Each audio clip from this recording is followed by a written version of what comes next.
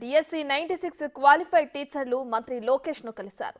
గత ప్రభుత్వం 1998, 2008 DSC qualified టీచర్లను మినిమం టైం స్కేల్ ప్రతిపాదన నియామకాలు చేపట్టిందని గుర్తు చేశారు. అదే తరహాలో మాకు కూడా ఉద్యోగావకాశం కల్పించాలని వేడుకున్నారు. తాము 135 మంది మాత్రమే ఉన్నామని లోకేష్ కు తెలిపారు. మంత్రి సానుకూలంగా స్పందించారని 1996 డిఎస్సి క్వాలిఫైడ్ టీచర్ల అసోసియేషన్ నాయకులు చెప్పారు. మేమంతా కూడా రాష్ట్రం మొత్తం మీద DSC 1996 qualified teachers DSC 1996 qualified teachers అందరినీ కూడా విస్మరించి 1998 డిఎస్సి క్వాలిఫైడ్ టీచర్స్ కి ఎంటీఎస్ బేసిస్ లో గత ప్రభుత్వం నియామకాలు చేపట్టడం జరిగింది. ఆ విధంగా మేము అన్యాయం అయ్యామని తెలియజేస్తూ మంత్రి లోకేష్ గారికి కూడా మేము ఈరోజు వినతిపత్రం కూడా సమర్పించడం జరిగింది.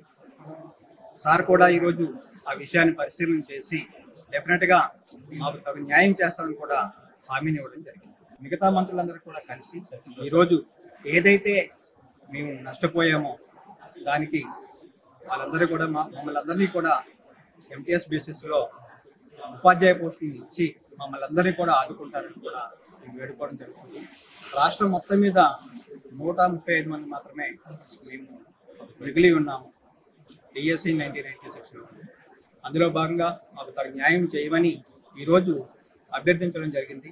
కనుక ఈ ప్రభుత్వం డెఫినెట్గా మా డిఎస్సి 1996కి తగు న్యాయం చేస్తారని మా అందరూ కూడా పూర్తి విశ్వాసం కూడా ఉండడం జరిగింది.